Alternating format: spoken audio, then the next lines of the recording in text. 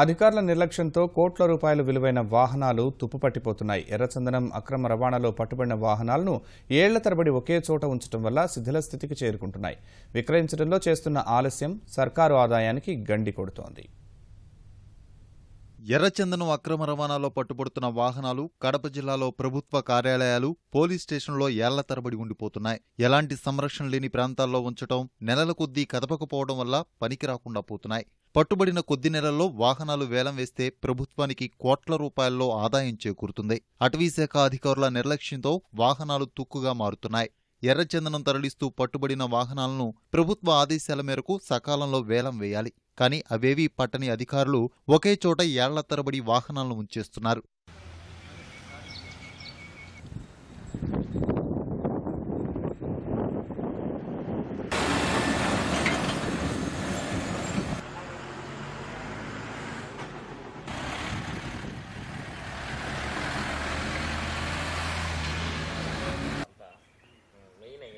Rayalaseema region పరిధిలో 4 ఏళ్లుగా 555 కేసులు నమోదు కాగా రాష్ట్రానికి చెందిన వారు 2457 మంది, ఇతర రాష్ట్రాలకు చెందిన 1581 మంది పట్టుబడ్డారు. వీరి నుంచి 12987 దొంగలు స్వాధీనం చేసుకున్నారు.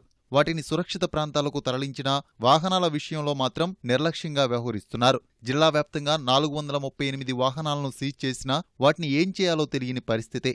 బాలపల్లి, ప్రొద్దుటూరు, రాయచోటి, కడప ప్రాంతాల్లో అటవీశాఖ కార్యాలయాల వద్ద వాహనాలు భారీగా కనిపిస్తున్నాయి. ఒక్కో వాహనం ఖరీదు 5 నుంచి 30 లక్షల మధ్య ఉంటుంది.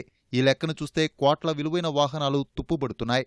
వాహనాల విడిభాగాలు, విలువైన పరికరాలు మాయం అవుతున్నాయి. నిబంధనల వల్లే వేలం ప్రక్రియ ఆలస్యం అవుతుందని అటవీశాఖ అధికారులు చెబుతున్నారు. ఒక వెహికల్ పట్టుకున్న వెంటనే దాన్ని అమ్మేదానికి మనకు పాసిబిలిటీ ఉండదు. కారణం ఏమంటే చట్టపరంగా మనం పోవాలి కాబట్టి ఆ వెహికల్ ఎవరిది, ఓనర్ ఎవరు అని మేము అఫీషియల్గా కనుక్కునేదానికి మనం ఆర్టీఓ గారికి రాయాలి. Is the owner of the vehicle అనే దానికి మేము ఆ స్టేట్లకు కమిషనర్లకు రాయడము, అక్కడి నుంచి ప్రాసెస్ చేసేదానికి చాలా కాలం పడుతుంది. ఇన్ని ప్రాసెస్ జరిగి కోర్టు కేసులు అవన్నీ క్లియర్ అయిపోయి ఇవన్నీ చేసేదానికి కనీసం 9 నెలల నుంచి 1 సంవత్సరం వరకు టైం పడుతుంది. ఈ టైంలో ఎక్కడ వెహికల్ అక్కడే పెట్టేసి ఎండకు వానకు తడుస్తాయి అంటే ఆటోమేటిక్గా అది కొంచెం కలర్ షేడ్ కావడం కానీ, బ్యాటరీ ఇదైపోవడం కానీ, టైర్లు అవి డ్యామేజ్ అవ్వడం కానీ. సో దాని వాల్యుయేషన్ వేసేటప్పుడు ఇంజిన్ నెంబరు, చేజెస్ నెంబరు అన్నీ కరెక్ట్గా ఉన్నాయా, లేకుంటే అవి ఏమైనా ఫేక్ ఉన్నాయా.